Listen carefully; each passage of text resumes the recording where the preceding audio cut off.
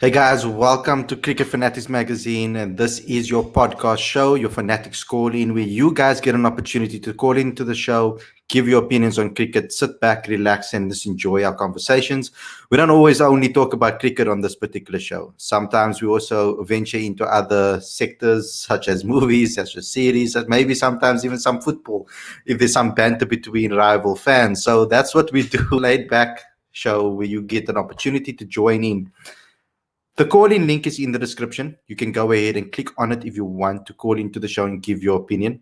But this show is going to be mainly around the topic of South African cricket, where we're going to go with South African cricket, how we're going to fix the issues in South African cricket, and so forth. So we're going to have a quite in-depth discussion about all of these factors, and I'm going to try to get an understanding from you guys on what you feel about the situation in South Africa. Now, obviously, there's been up and down performances from the team. We've seen in Sri Lanka against a team that you could say was a makeshift Sri Lankan side where we scored 600. So obviously that was an occasion where Mark Boucher was so confident about the batting lineup, saying, why must he change it? Because they just scored 600. So what is the point of changing it? A dominating performance against a weakened Sri Lankan side. So it gave fans, I feel, a sense of hope that they could look towards the future, but it wasn't 100% something that we could be happy about or confident about fully and say, look here, the Proteas are back, because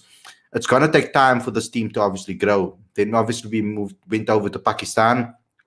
We lost the first test very badly in Karachi on a pitch that initially people thought would be a little bit more batter friendly, but then it ended up being a little bit more spinner friendly, etc. And it was a little bit more turn involved and a little bit more in it for the bowlers. But South Africa batted very poorly in that particular match. We can't deny that. And we can't deny that in Rawalpindi that we batted poorly as well. So we have to see how South Africa's going to do in the final innings, but ultimately we're not very happy with the way South Africa has batted throughout the series. But before I get my panelists on and the guests on the show, just please don't forget to obviously subscribe to this channel. Don't forget to click that notification bell. Don't forget to share this with your friends and family as well.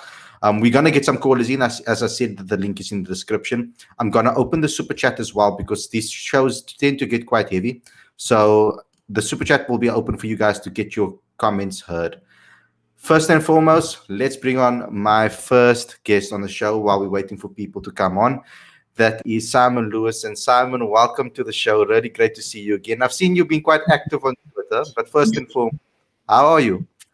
No, good, man. We at the moment we're 2-1 up against Liverpool, so we're good. And Proteas are looking very good for win tomorrow. I missed the second goal actually, so unfortunately I missed the second goal. Who scored the second goal? I don't actually know. Gundogan about a minute ago. So again, it's hot and happening. It's hot and happening. Yeah. So I've seen you've been quite active on Twitter about the Proteas' performances. We've had so many discussions in the past complaining about the batting, etc. What is your thoughts on the Proteas situation? And let's start with currently, and then we can move to the past when we bring on more panelists. For me, the main thing is the guys are super talented. Every single one of the players there, to me, although there are lots of other guys waiting in the wings, every single player is capable of playing really well for the Proteas. They're good players, good guys. They're not performing well. That's really the problem for me. I think we have the perfect potential to win tomorrow without any shadow of a doubt. It's a big ask, a lot to do still, but I think we're well positioned. I think Pakistan should be quite nervous. Anything can go wrong quickly, so nothing's given. But I think we're almost in the pound seat. To me, the problem is that we're never going in with 6 specialist batters. We're always going in with an all-rounder. We're batting Quinny at 5 or 6. We need to have 6 specialist batters, then Quinton, brilliant at 7, and then your 4 specialist bowlers. To me, that's the main problem we have for the last 3 years, really. Mm-hmm. So we're going to obviously delve into more of the history, because I really want to get into the past and look at what we've done successfully in the past, and then compare it to how we're moving forward. But I'm going to get Aditya also on the show because he knows a lot about India as well and their transitional phases. So welcome to the show, Aditya. I think that the fans are going to obviously want to hear from your perspective as well. But generally speaking, I think South Africa is in a period now where we keep on saying transitional phase, and we're building. Yes, Simon. 3-1. No, man. Okay, let's forget about that game now. So that's over and done and dusted because I really thought Liverpool was going to at least draw that match so we can maybe have an opportunity to stay close. I didn't want to win the league this season. I just wanted to be close to City or close to Liverpool. Anyway, let's move on from that. So we're talking about this transitional phase. Consistently talking about how we're in transition, how we're trying to build a team for success. All of these things we've been speaking about this for the last 3 years now. I mean, my whole talk was about when South Africa had all of those players that were experienced guys like the Amlas and the De Villiers and the Steins and the Philanders. When they were in the side, that was the perfect time for us to give new opportunities. To bring in a newer guy maybe at 6, that could be possibly our next number 3 in the future. To blood them into the side, get them used to the environment, understanding Test cricket, going on hard Indian tours, going at Sri Lankan tours, struggling in the conditions, watching what the other batsmen are doing wrong or right, watching how they are assessing the conditions. All of those things are so important for a youngster to learn. We kind of threw those opportunities away because we're so desperate to win. Now, I don't know if it's because we have a very fickle fan base in a way that just goes after all media as well. We just go after the Proteas every single time they lose. That maybe they're afraid and they play a more conservative type of brand of cricket to just make sure that they don't lose first, and then they go ahead and they try to play an expansive brand of cricket and say, look here, we gave it our go, best shot, but we failed. What can we learn from the past? And that's what I want to know. Aditya, I'm going to let you go first, and then we can move over to Simon. First, we need to recognize when this transition phase actually started. And in my view, from an outsider's perspective, this transition started in 2014 after Graham Smith's retirement, and it hasn't quite ended since then. Because if you look at the core team that Graham Smith had developed in his time, it was Smith, Callis, De Villiers, Boucher, Steyn, Philander. Boucher after 2012, he couldn't play anymore. De Villiers, starting 2015, took a break from Test cricket for 2 years. Graham Smith himself retired. Dale Steyn started after playing 48 consecutive Test matches. He started developing injuries starting 2015, and I think after that he was available for the first hour of the first Test against Australia in 2016, and then he played Test cricket a year later against India, where again he got injured on the first day of the Test match. So Dale Steyn effectively hasn't been a Proteas regular since 2015, which brings me to our next question, which is the replacement for him was supposed to be Kyle Abbott. Kyle Abbott eventually took the callback route and went to England, not blaming him or anything of the sort, but that's the reality. Then we had Dwan Olivier. So we've had this period of time of 7 years really, where we've been trying to get in and out of a transition phase, but in reality, that transition phase has never ended. And then you look at it from a captaincy point of view. In 2014, the real contenders for captaincy were Hashim Amla, Abe de Villiers, and Faf du Plessis. Hashim Amla, top of the rank, he was at his peak at the time. De Villiers indicated that he wanted to be captain, but then, I think we'd had 3 years of a sample size of what De Villiers could bring in as captain. And du Plessis was never considered, wherein actually he was the most qualified individual to be the captain. He had the most leadership experience, including his time at the county circuit. And so then you have 2 years there where Hashim Amla decides that he doesn't want to become captain anymore. De Villiers is given the captaincy, but then he goes on a break. And so Faf du Plessis is appointed as temporary captain. So in reality, this temporary phase has continued for so long that we actually don't know when this transition period is going to end. Yeah, And we're still there. it's true. Like Simon, we can go back to the times of Cullis and Pollock and Boucher and Smith Can we? and That'd all be of good. these. Yeah, yeah. I mean, like you can go back and talk about then. Did we take our opportunities back then already to start blooding you guys in? I don't think they did. I mean, I think Aditya is very, very right in terms of the problems we've had, and especially identifying the captain has been very, very difficult. And we haven't really brought in enough guys and had enough rotation, seeing if guys can do it, and then bringing them in, taking them out, bringing them back in, so that they can bring back their learnings. It's been almost, you get a chance, you look like Heinrich Kuhn, I mean, he's in and out. A lot of guys, they've sort of tried guys, but they've been in and out.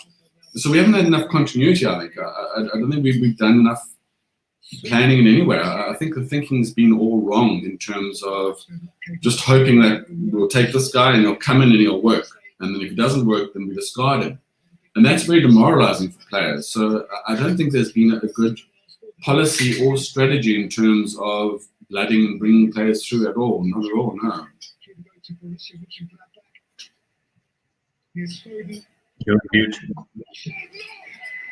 So what I want to say as well is that a lot of people say that when we were back in the day, when we went back in the day, and then we refer to the past and say, look here, when the days of Kepler Vessels and the day of Daryl Cullinan and the days of all of those legends that we say in the game.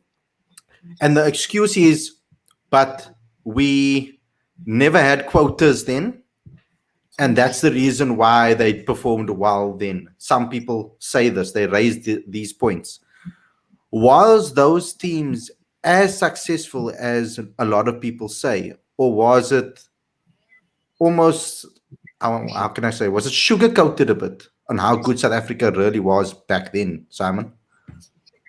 I think it was sugar-coated in many ways. I think those players were fantastic. They were really good. They were a great bunch of players. They had great skills. But there was so much of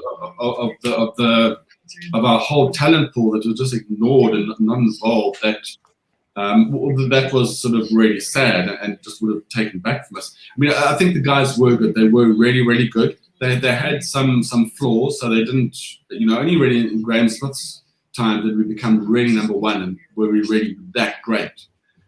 So the guys can talk a good game, but I don't think they were that good. They had a lot of fighting spirit and they wouldn't give up and they would fight hard. So that was good. But I think sugar-coated really, for me, sums it up quite well. It's the glory days you can remember, but it's not all what you thought it was. There were a lot of cracks in the team and in what they did. Because when I look at it as well, Aditya, we want to compete with the top teams in the world, obviously with the Englands and with the Australias and India as well.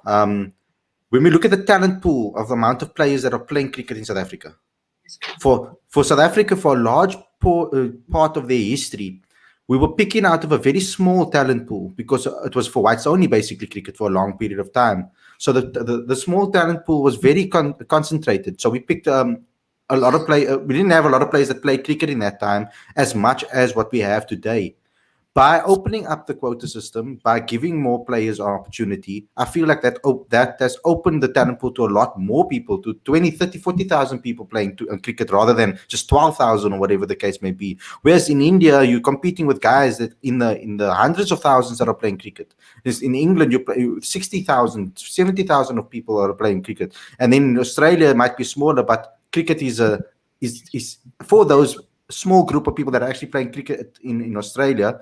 It's very high standards of coaching, very high standards of competition. Everything is just obviously much higher of a standard, better coaches from all around the world, etc.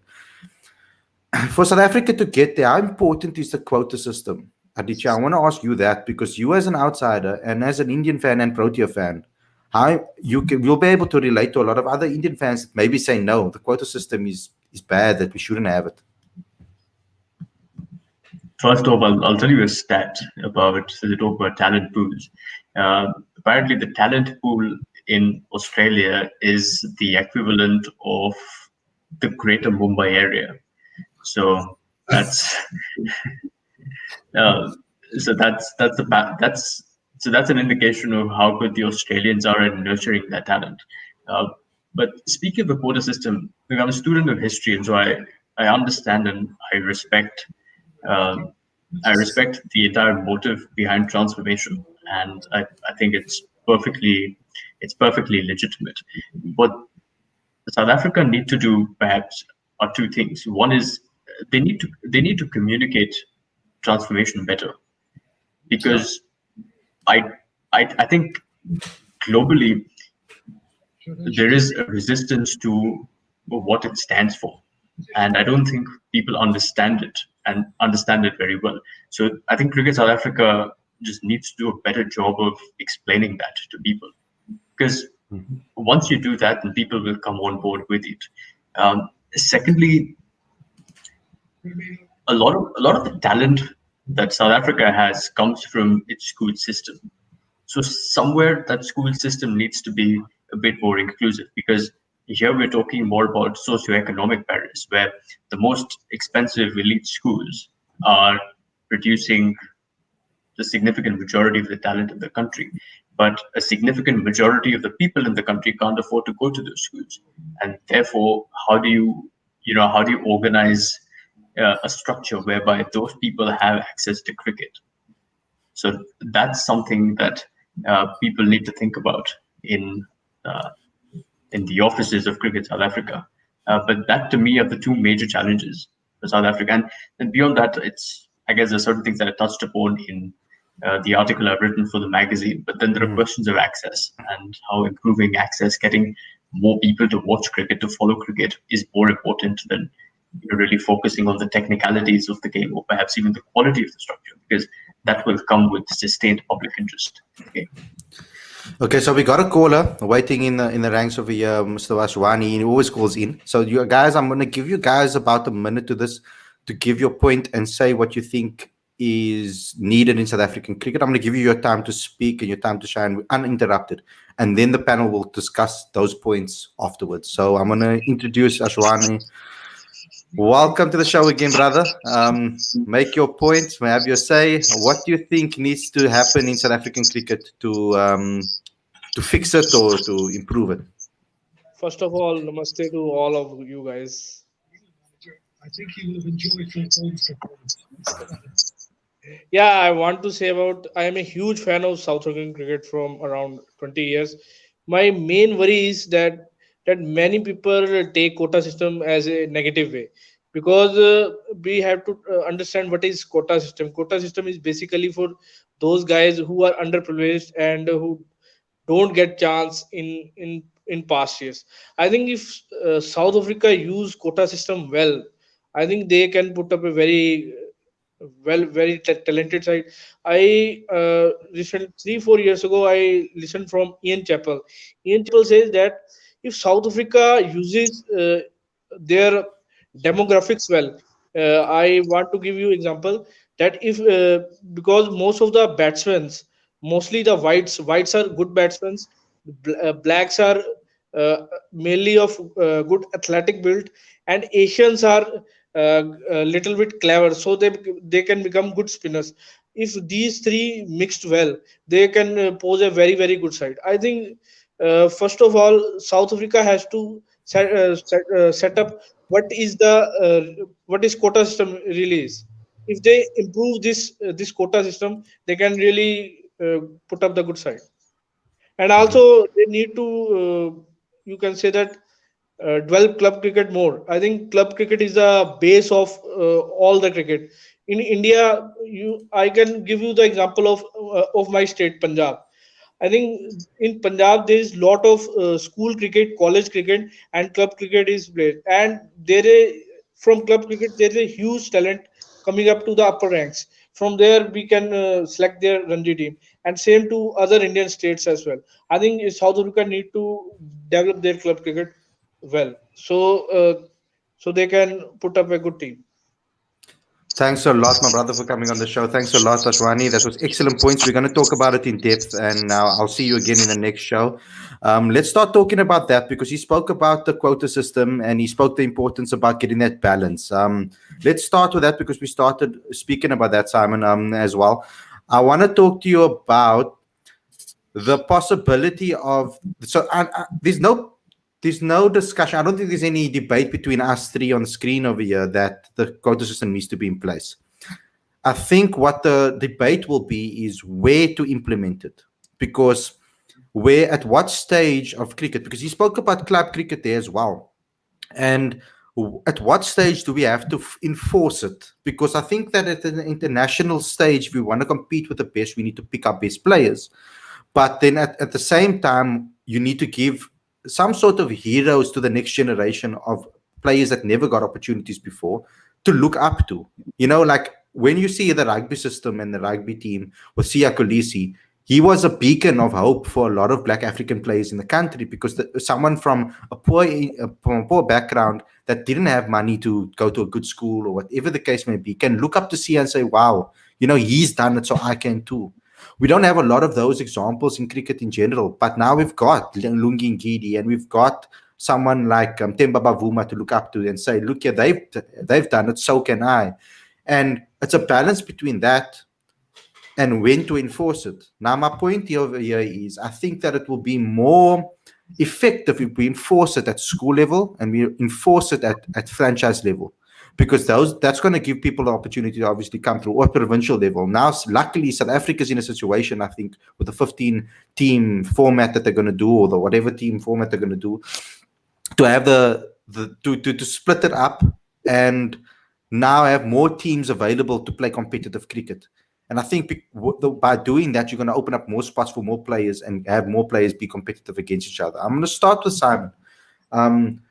Where do you think is the best place for South Africa to actually implement the quota system? Is the national side the right place to do it?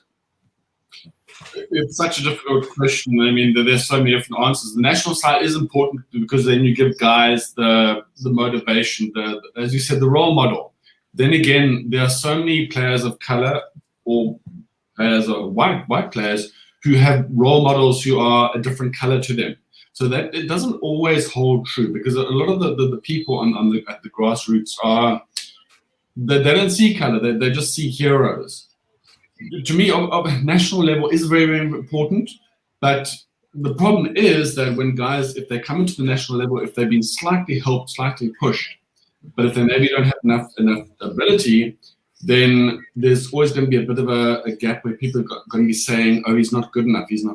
It's the quota system, and the guy gets under a lot of pressure, and that messes everything up.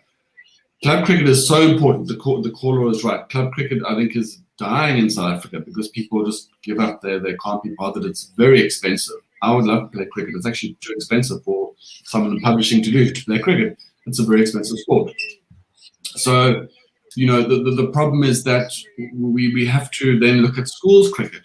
But the problem is, if you look at the types of opportunities that players get, even at national level, when there's a huge media spotlight, when you go to a school level, if there's one or two players of color in the side or three players of color, how do you know they're going to be given the opportunity by, say, the white captain who's got 3 or 4 friends who's going to bowl ahead of them, and they're going to get the better opportunities? That is where the real problem comes, that giving people real opportunities to shine.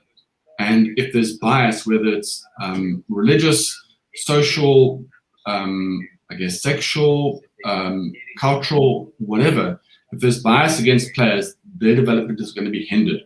And that is a problem we face.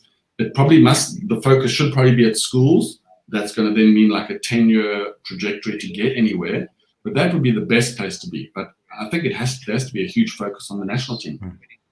Yeah, you see, it's unfortunate in South Africa that the poorer communities, and because of the apartheid system, this was the inverted commas brilliance of the apartheid system. It's that what they did is they enforced such a terrible system that it affected people way after the ending of apartheid.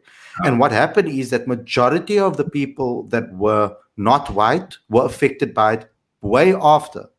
Now, what a lot of people don't know about apartheid is that black people, black African people, weren't even considered as citizens. That's the thing about black Africans in the apartheid system. Whereas at least the players, people of color, of my skin tone, or of other skin tones that are not black African, at least were ticked in a box. They had a certain criteria that they can tick off to be considered as certain citizens in the country. Whereas black African people weren't at all. So they were even further deprived from opportunities than other people of color. So they were always on the back foot. It's like there was an awesome analogy that Joey Razdin gave us on one of our Square Leg Gully shows. He said that it's like, for a person of color in South African cricket, it's like starting a 100 race on a 400 meter, 500 meter mark. It's like that's exactly what the situation is, and it's trying to recover from that is very important, and it's very difficult to do that, to recover from that. But my point over here is that race and poverty kind of became hand in hand, or worked in hand in hand in this country because of the situation. It's not supposed to be like that in other countries. It's not a race thing necessarily, poverty or impoverished areas or people that are poorer in the community. We're sitting in a situation where majority of the poverty that's happening in this country is happening in the black African communities more than any other race, and the majority are suffering. That's the problem in South Africa. But when you're talking about opportunities to play cricket, South Africa is not the only place that is suffering from that. Aditya can speak on this, and maybe you guys will get a different type of viewpoint on this, because Aditya, what do they do in India for the people that are poorer in the communities trying to play this expensive sport? It's a difficult question, and I suppose because we can only see the success stories that we see, we don't really see the people who attempted to play cricket but never really made it. So that's a bit of a difficult question to answer. But for example, if you followed the Indian fast bowler Natarajan recently, he comes from a village that's about 400 kilometers from Chennai, and I believe his father was a construction worker. If you look at Mohammad Siraj, for example, his father was an auto rickshaw driver, something like that. So I think they do come from impoverished backgrounds, and somewhere I suppose it's testament to the talent scouting in the country that has developed over the last decade or so, that we've been able to identify these individuals.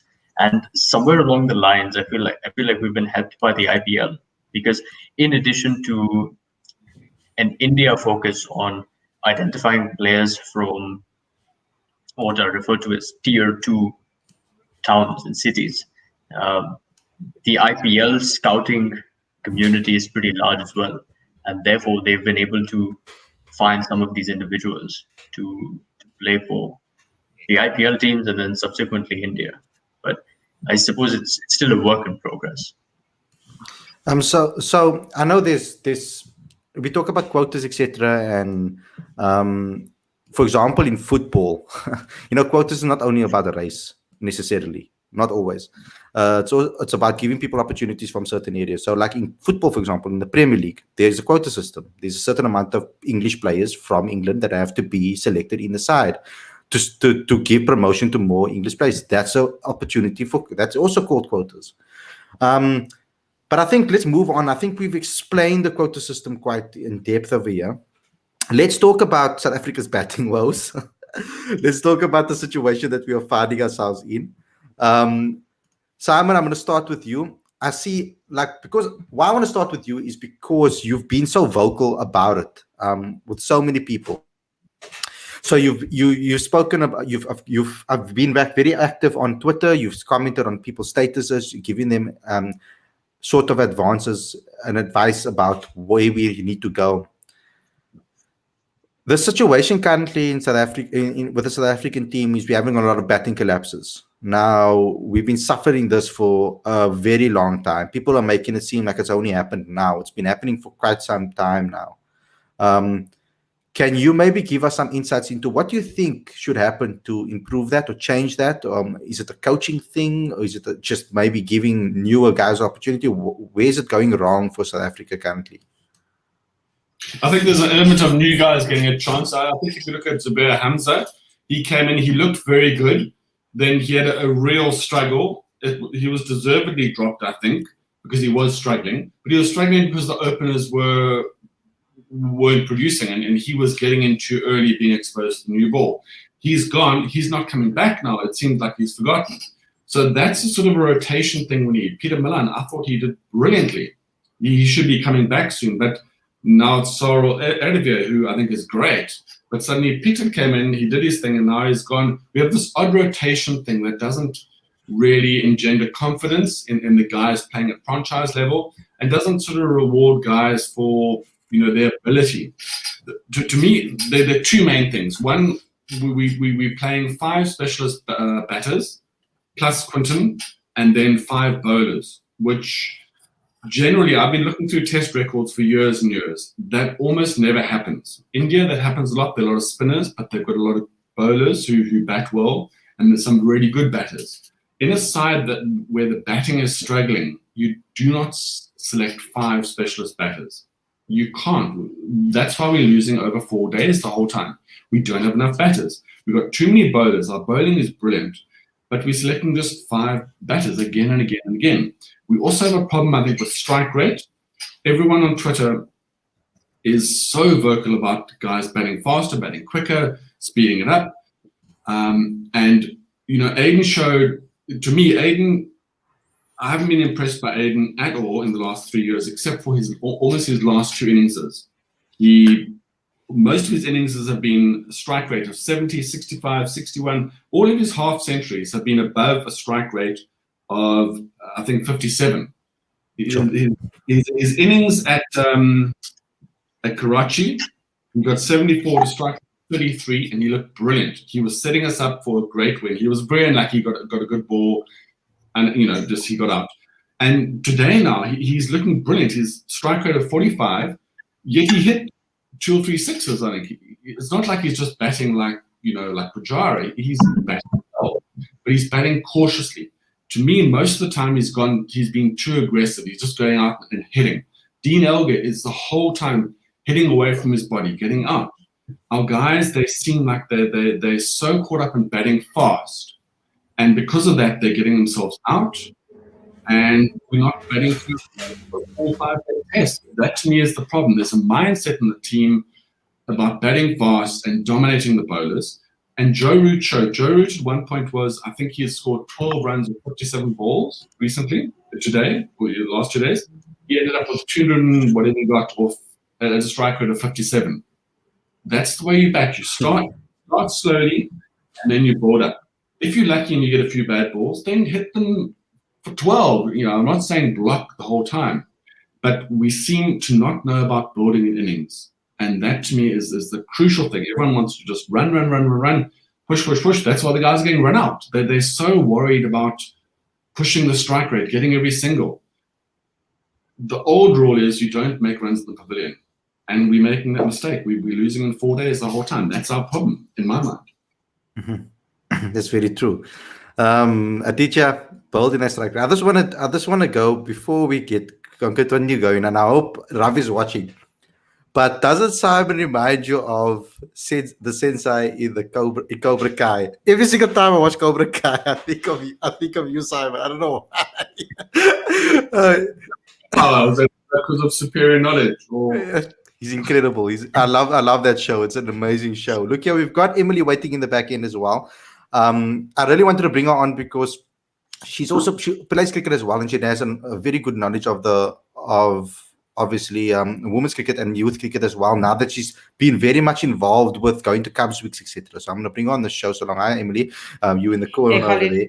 We've been basically talking about South Africa and what needs to change in South African cricket. So we've spoken about the quota system and the improving that and how we can use it at what stages. We're talking currently about the batting. Now, I know you get very frustrated when we lose wickets quickly. And you've seen some players, and from your knowledge, what do you think it is about South Africa at the moment? How do we improve our batting currently? Are you equipped to talk about that? Yeah, that's a very tough question. I think honestly, it really starts at the bottom. It starts at grassroots level. I know every part of the game starts there, but I think we really just need to focus on batting at that level. And obviously, you know, everyone always goes on about South Africa facing spin and that we can't play spin. So I think something really needs to be done about us learning how to play spin and how to play it properly.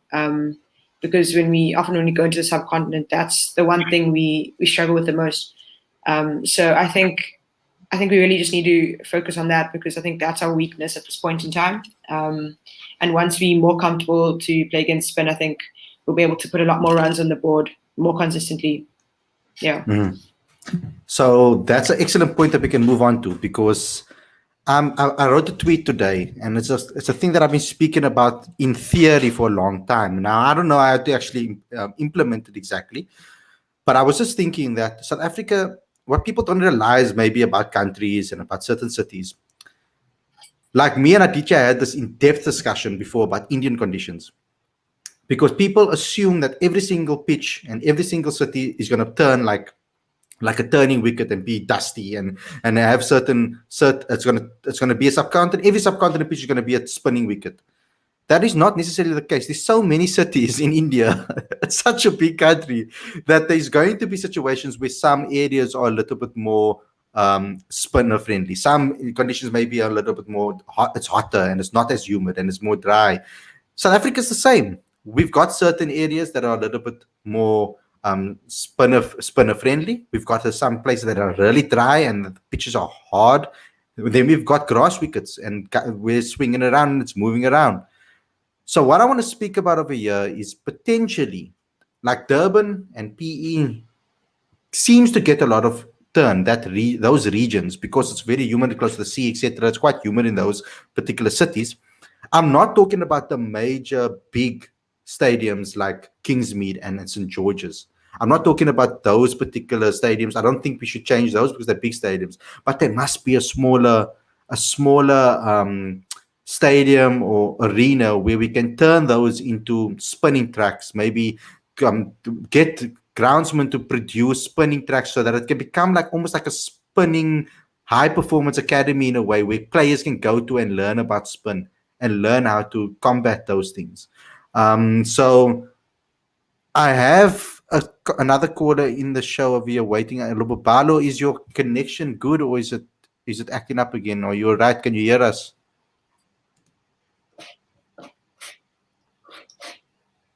Can you hear me? I can hear you slightly. I think you're breaking up again. Please tell me you can hear me. Can you just try to reconnect again, bro? Please, just one more time. Just one more time. Can you try to or change your Wi-Fi to another modem or something, and just try one more time? Because I really want to hear your points in this particular comment. We can get you back on again. Let's go to Aditya, because you haven't spoken in a while as well, and you have more knowledge on the subcontinent conditions as well. Is it possible for South Africa to do something like that? Like to be able to maybe turn an unused stadium or an unutilized stadium, maybe a university stadium.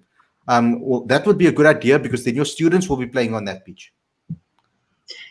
Well, if you go back a decade, in 2011, after the World Cup, India lost 4-0 to England and 4-0 to Australia, and we were in proper crisis mode at the time.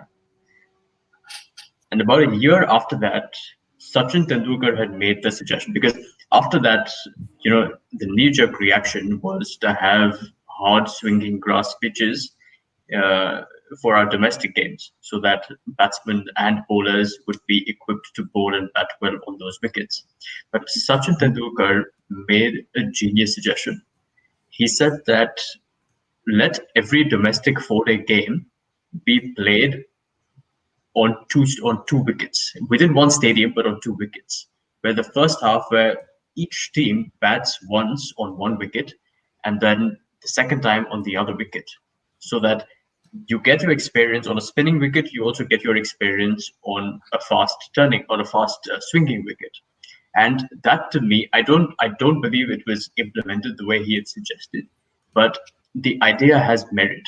And I think it's the most balanced way of training cricketers, equipping them with the varied skills and conditions, and perhaps giving them the opportunity to adapt to different conditions. It's a crash course, and to me, it was brilliant because the knee-jerk reaction, what that did was that there were these bowlers who were coming up, bowling at 125, and they were lethal. They were literally unplayable because they were playing on decks that had so much grass with them that the batters couldn't do anything. So I really loved Sachin's suggestion, and I feel like it's something that could be implemented in South Africa. I think so too. Actually, we've got another caller waiting in the back end of the year. We've got a PW, but before we get that going, we've got a super chat. Thank you so much, Dex, for the super chat. He wants to know if we look at France's football team, they won the World Cup because of the diversity in their team. So SA is such a force in the world cricket historically because of the diversity. That's an excellent point. Now, Pee-wee, I'm going to let you answer this one because you've just come on the stream. Let me put you on the spot straight away. What do you think about that comment from Dix? The comment is a good one, I feel, and diversity is a very important thing, but transformation is what will lead us into this diversity that they're talking about. So transformation and quotas, which are a hard topic and a lot of people are not sure about, are very important for us to get this diverse team and have a lot of cultures within the team, which might actually bring a lot of different views and different methods, which might actually help the team. So diversity is very important. I think it's important. It's just how we implement it and get it perfect. Because doing it, we need to. It's just how we get it ideal and make the team benefit from diversifying. Diversifying is so important. You're 100% correct over here. Let's try one more time with Lubo Balo. Welcome to the show, Lubo. Please tell me that you heard the things that we have been saying. Let's give you your rant. It's not hacking for now. So fingers crossed. Give us your rant, brother.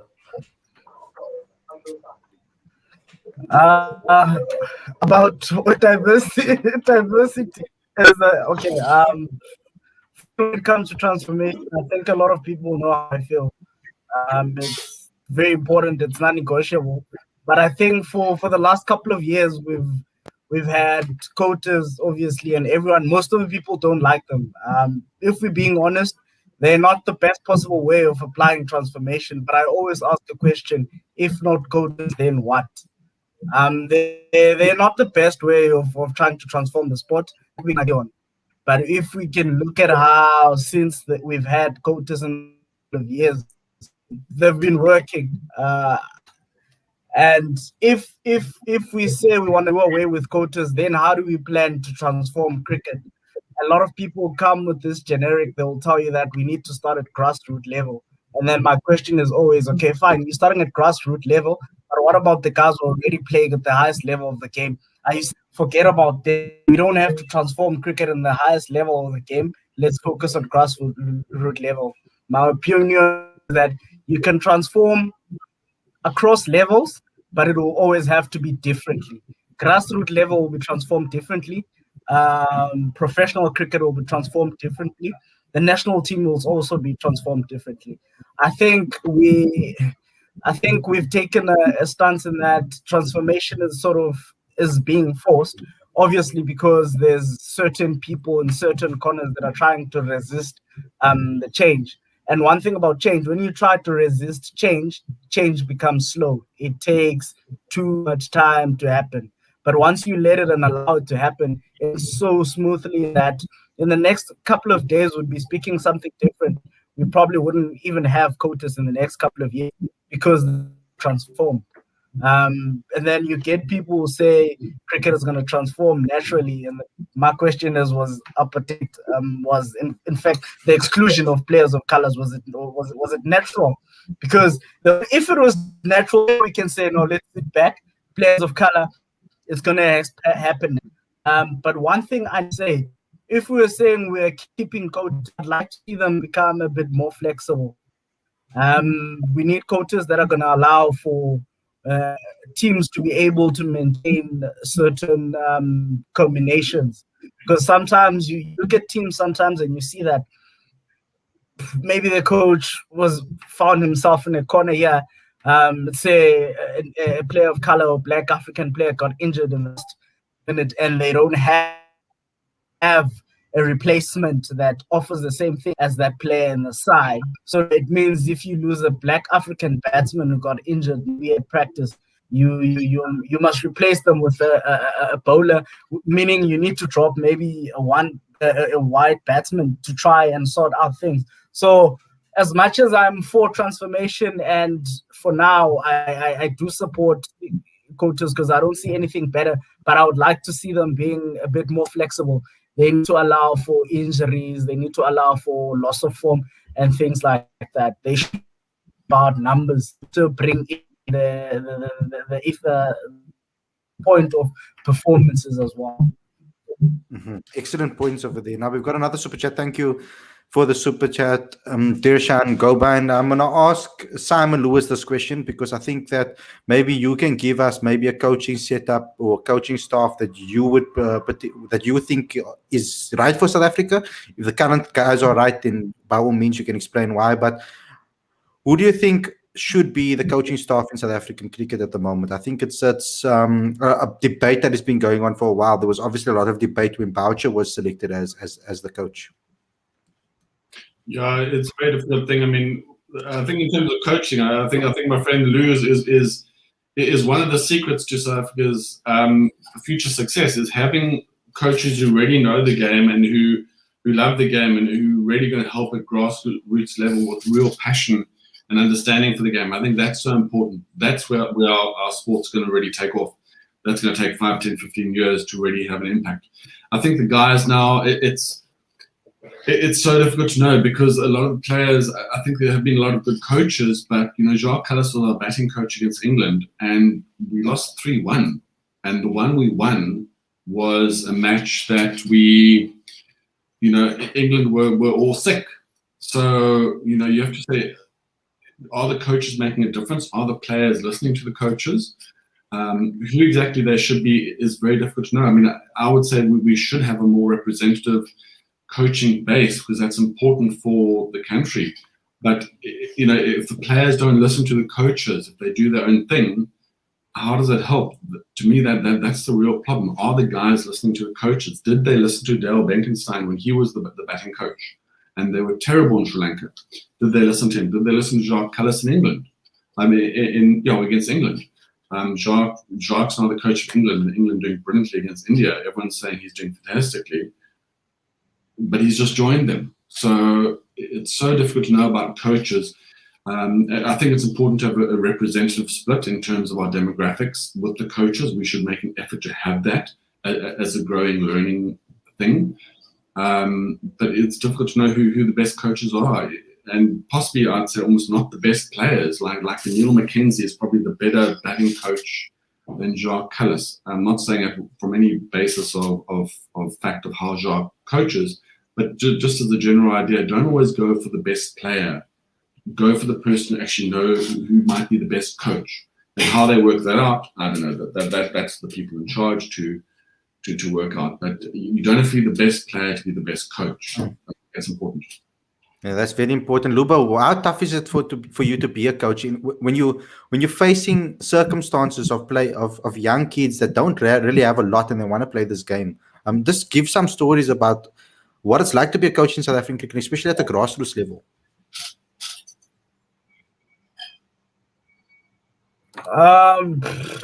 Apart from having parents at times, it's a bit challenging, especially with let's say from about under 11 to under 15.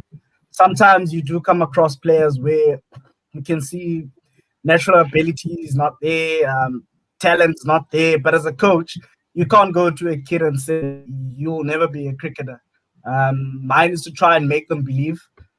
Obviously, not sell them dreams that one day you'll be a great cricketer, but mine is to just make them believe that they can do whatever they put their minds to. I'm one of the people who believe that sometimes hard work beats talent. I've seen a lot of people who are very highly talented, but they fake it because they were never hungry enough, enough. Actually, I can even make an example with is Dean Elgar. He's not the most talented, not the most gifted, but he's scoring runs because he works hard. I know sometimes we all complain about him chasing that ball outside off stump, but he's one of the few guys that have carried his bat as an opener in cricket. That tells you a lot. He fights it hard. So it's basically about trying to make it's about trying to understand your players to a point where you know what you're dealing with. Because sometimes with youngsters, you have an under 11 boy who's really good, and he knows it because his parents tell them. That kid is always going to have an ego that's too big for the whole team. So you as a coach need to know how to deal with that.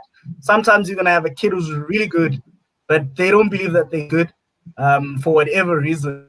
It's your job to make them believe that they're good enough.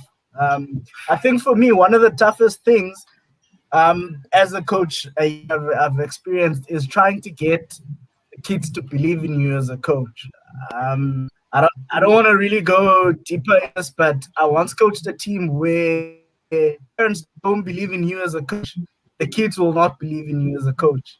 So it came down to a point where I had to try and convince the kids to trust me and stuff. Because sometimes you're coaching a kid, you're telling a kid, okay, hold the ball cross because there's so much wind coaching in PE.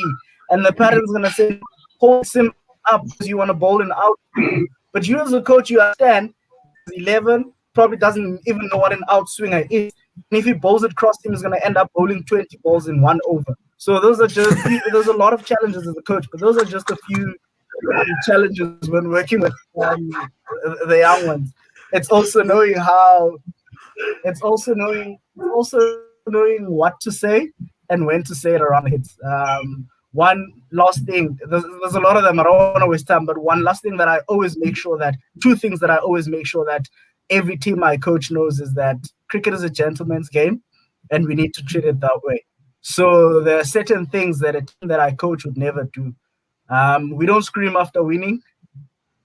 It's not allowed. We shake hands. Then when the mission is gone, then you can start screaming.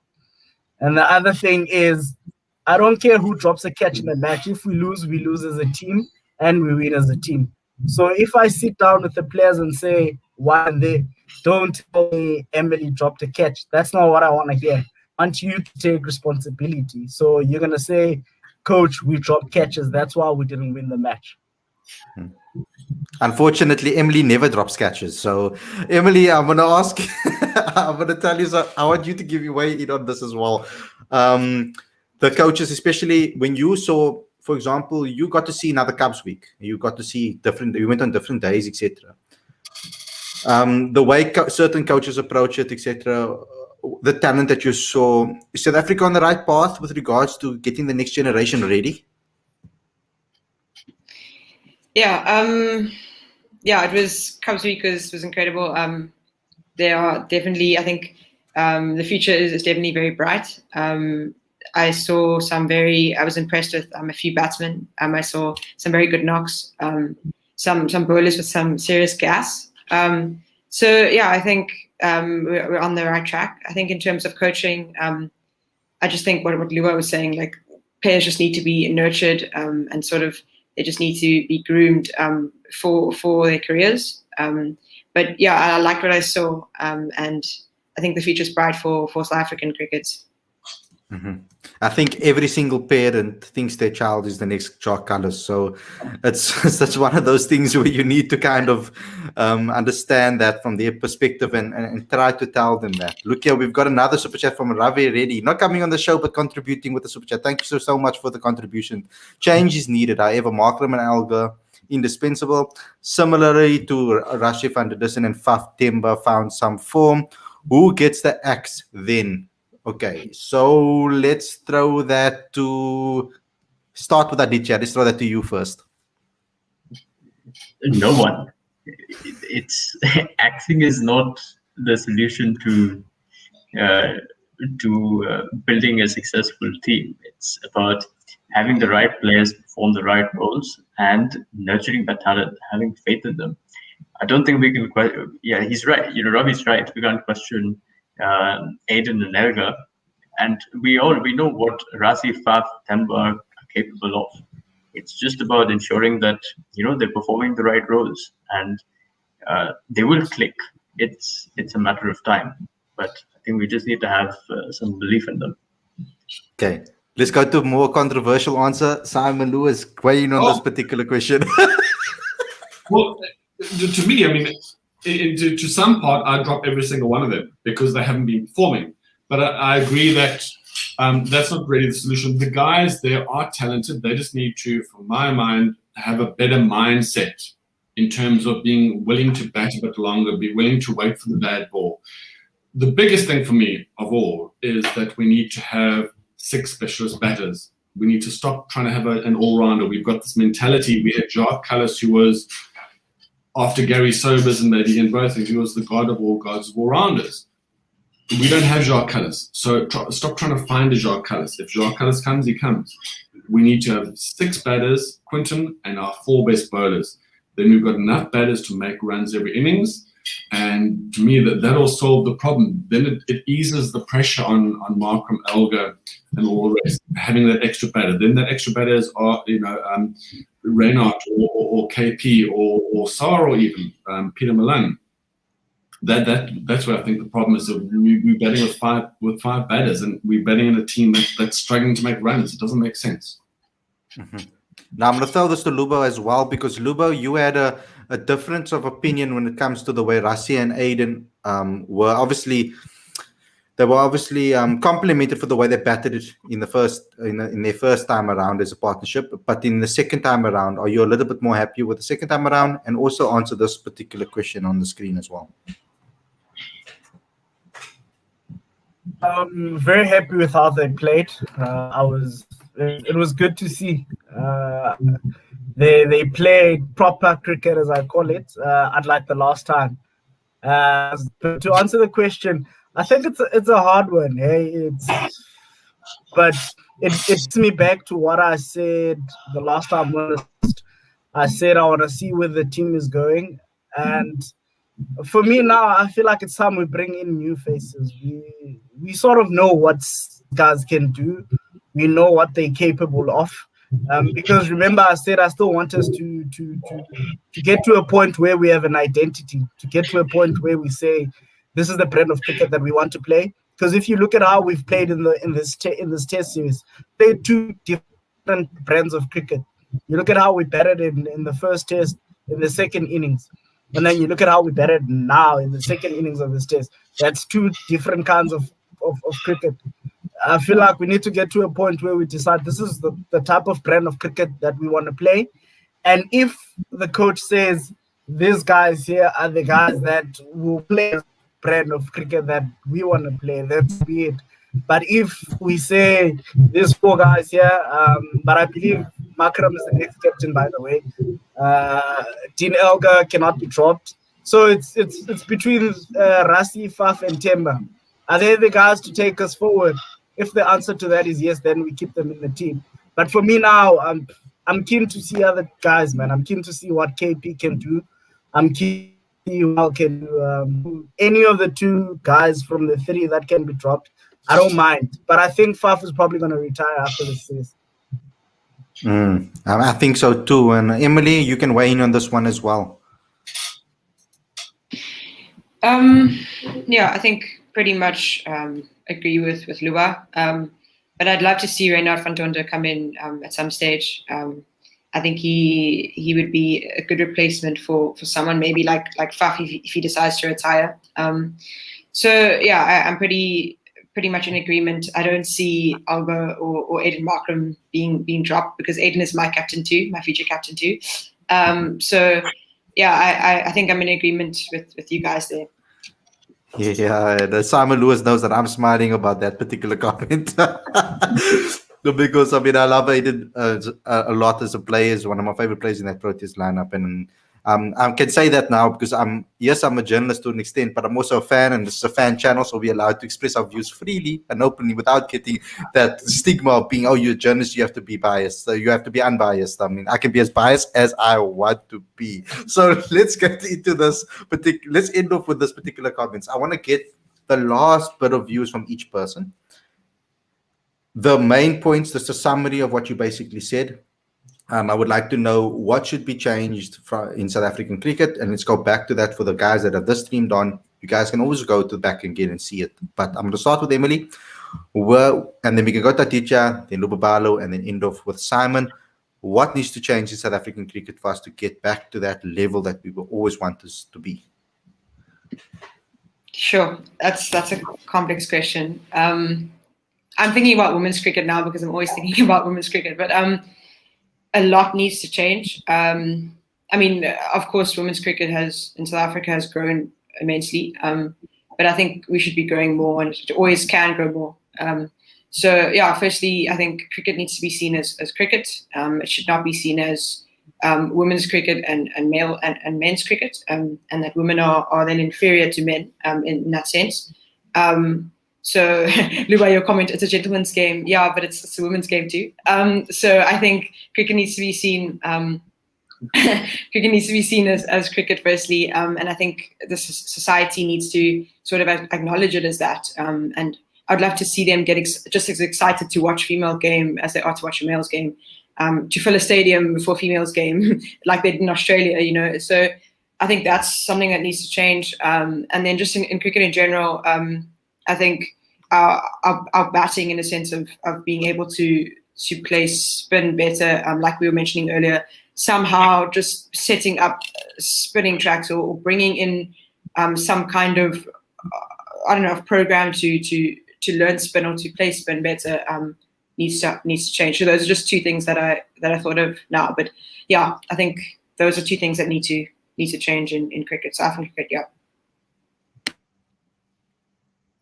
You're muted. So, Lubabalo, you're going to have an opportunity to rebuttal that. So don't worry about that. Your turn is coming.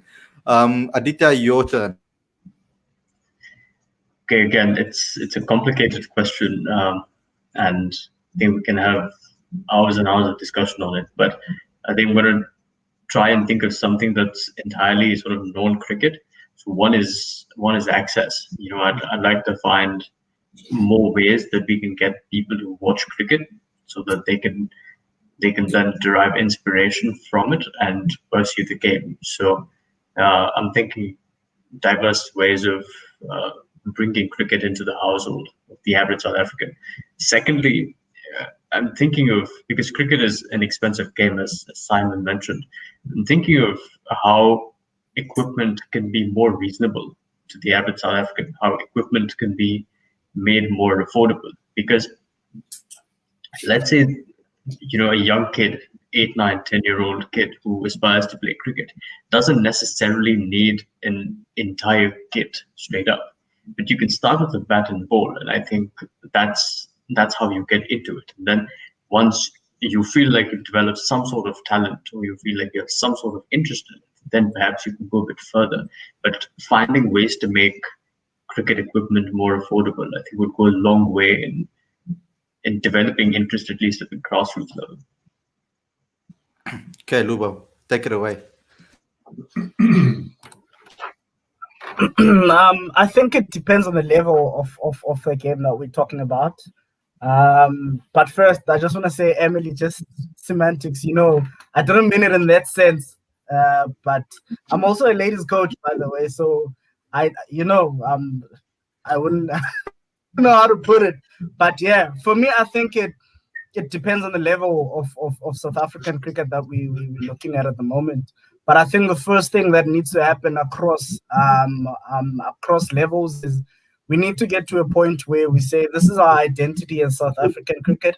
This is the kind of cricket that we want to play. This is the brand of cricket that we want to play. But it needs to start at the top. I know we start bottom up, but when it comes to the culture of cricket, it needs to start at the top and it needs to filter down. Because I feel the brand of cricket that we coach, the brand of cricket that we play in South Africa as a whole, is outdated. It's 2021 now.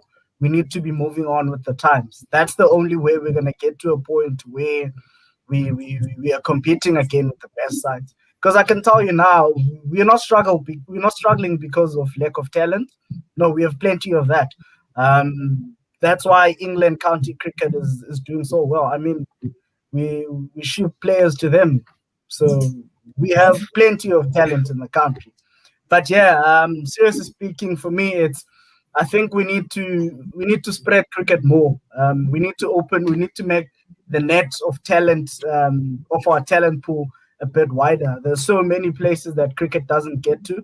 I'm from a rural place in Mpumalanga. I've stayed in a rural place here in the Eastern Cape where I played cricket, and I can tell you now, opportunities are not there. We're looking for there's a topic that we keep running away from, but we're looking for Black African batsmen. We will not find them where we are currently looking now. We need to go to places where there are Black African people. Take cricket there. The more Black African people are involved in cricket, the better our chances of finding that Black African batsman. Temba's not going to play for until he probably turns 80. It's going to get to a time where he retires. Then what next? We're going to go on another quest. To find the Black African batsman. No, we need to spread the wings of cricket. We need to take cricket to places where cricket is not there. And as AD just said, to try and cricket is expensive. But I can tell you now, if we provide those things, you don't even need to give people kookaburra stuff. If it's proper bats and equipment that they can use, I'm telling you now, there are a lot of kids that want to play cricket, but cricket is not fit for them to play. I also had kids that I was coaching, but I had to focus on my studies, and I stopped coaching. There was no assistance for me there. So, but not to waste any further time, I say for me, let's look at the brand of cricket that we're playing, look at the brand of cricket that we're coaching. Then we need to try and change things around. Also, take cricket to where the people are. We need to change. We need to narrow the gap between school in a school in let's say Saints, maybe in Joburg, and a school in a rural area in the Eastern Cape. We need to narrow that gap. A kid who goes to Saints and a kid who goes to a school in the rural areas need to feel like they both have opportunities to make it. They both have a chance. But at the moment, for now, regardless of talent, regardless of potential, a kid who goes to Saints is more likely to make it than a kid who goes to a school in the rural areas. That's one of the things that we need to fix. And what you need to know is also we don't need AB, we've got AD. So Simon, listen here. I want to get your final say, because there's something that Lube also said there that I want to just touch on. And now the comment, another point that completely slipped my mind, so I'll get to it later. But just can you give us your say and what you think about that question that I've been asking everybody? Well, I think what Lou said is, if Temba plays to his 80, Twitter's going to be broken because the Oaks are going to go out of their mind. I mean, but for me, rotating players, continuing the clock at 7, not hassling about strike rate so much, and having 6 batters. Those are the main things. The big thing is, as Emily said, women's cricket. So many guys look at women's cricket and they say, "Oh, but they don't hit the balls far. They don't bowl as fast." You need to look at it the way you look at boys' cricket or young girls' cricket. There's their own game. It's almost their own game they're playing. Look at the skill and just the drama that's happening. Just give that the respect and enjoy it, because it's not about how far you hit the ball. It's about how you're playing the game, and just get into that. That to me is so important for us to get into women's cricket. Just in terms of equipment as well, what Aditya said, and also what Lou was saying about costs. I mean, I grew up pretty privileged. I went to one of the oldest schools in South Africa, or the oldest school in South Africa, and cricket was a real struggle for me to play. The worst school in South Africa. The oldest. That's all I can say. But I mean, my mum was a widow, and she struggled to get enough money to get me equipment. And that's me in a very privileged environment. So children who, from so many, hundreds of thousands and millions of kids way lower than what I was, they have no chance. So I don't know what the solution is. Maybe it's more. I've seen in India and Pakistan they play a lot of tennis ball cricket. Maybe it's about playing sort of that tennis ball cricket, even at quite a competitive level, just so guys, you're not having to worry about all the equipment, which is so expensive. Just to get that out to the guys, just to get them interested in the game, playing the game without the hard ball, the hard bat, and then seeing the talent, and then taking those talented kids away. Maybe that's the solution. But I think just understanding the huge, a lot of players have also said about the amount of time that a township kid takes to travel from home to practice and back. I mean, it just, whereas the white kid just gets picked up the Merc and get taken back home, and everything's waiting for them. You need to understand that, and not about quota saying, "Oh, let's make everyone equal," or let's give everyone equal stuff, which some people seem to have a problem with, but about understanding that where the talent is maybe being missed, let's give those people a chance who could have the talent, but just the circumstances are against them. I think that to me is a big thing for us going forward. Yeah, I mean, like they're bringing it up in the comment section over here, obviously asking about how much kit actually costs, and just to give the viewers some sort of understanding, kit is more expensive than some people's school fees alone. So, I mean, to get kit, you're going to pay more to pay for kit to play cricket than to actually go to a school in South Africa. So I'm talking about just a general school, not a boys' school or whatever the case may be. What needs to happen is there needs to be more bursaries given. There needs to be more opportunities given. Schools need to change their traditions and their closed mindsets to open up opportunities for these younger kids to get an opportunity. That's the problem that we're going there. We can't be in a situation like when I was in high school, I had 3 Black African boys in my grade of 178 boys. None of them played sport. One played sport and played rugby for the B team and my second team in rugby. He never played cricket. The other 2 boys didn't even play sport not even at a competitive level. I'm talking about they played low teams. And with regards to players of color, I could count about 12 of them, and half of them played sport properly for a proper A team, B team, C team, etc. So the opportunities are not there. The opportunities are not there at these schools. I've done various interviews with certain Afrikaans boys schools. I'm not going to and Afrikaans schools. I'm not going to mention the schools' names. Where they said their tradition, they're not going to change the tradition. They're Afrikaans bred schools, and they're not going to change the tradition to get people in or change what their traditions are of teaching just to fit a boy into the system. And that needs to change. The top schools where our Proteas come from and that produced Proteas in the past, those are the places that need to give opportunities to boys, as many as possible. Even if you have to open up a separate class to help them get through certain things or give them extra tuition to help them through from an academic point of view, then do those things so that we can grow the next generation in this country. But guys, that's all I have for you today. I think I'm going to end it over there. Thanks a lot for everybody for tuning in. Thanks a lot for comments, for all the comments in the comment section. Thanks a lot for all the super chats as well. I really, really appreciate it, guys, for all the support. Don't forget to become a patron today. The links are all in the description. For all our shows, you can get involved in super chats to make sure that your comments are read like those ones were today, because I can't get to every single comment when I have a full panel. So please understand that. Don't forget to obviously do everything that you need to do to get us into other algorithms on YouTube. We'll become in the recommended themes if you like this comment. So smash that like on that video, please, so that we can get into other recommended feeds. Comment because we want to hear your thoughts. Share it to your friends and family so we can grow, and then we can obviously get more subscribers too. Don't forget to obviously download the latest issue of the magazine. Subscribe to the latest issue of the magazine. We've got a very, very, very exciting edition coming out. Women's cricket is going to be the main theme of this magazine. Fully front cover to back. It's only going to be about women's cricket. So I don't think a lot of people have done that in this country yet, and we're going to try to do that, and we're promoting women's cricket in this country, and we're going to try our best to do so. Don't forget to go to cricketfanaticsmag.com for all your future updates, news stories, on reports, on everything that you need to know about South African cricket. Go to cricketfanaticsmag.com for that. If you guys have a small business, you're looking to make sales online, even if your business is offline, go over to the free tutorial on our channel. We can help you promote your business no matter where you are, if it's business offline or online. Thanks a lot for tuning in. Thank you to Emily.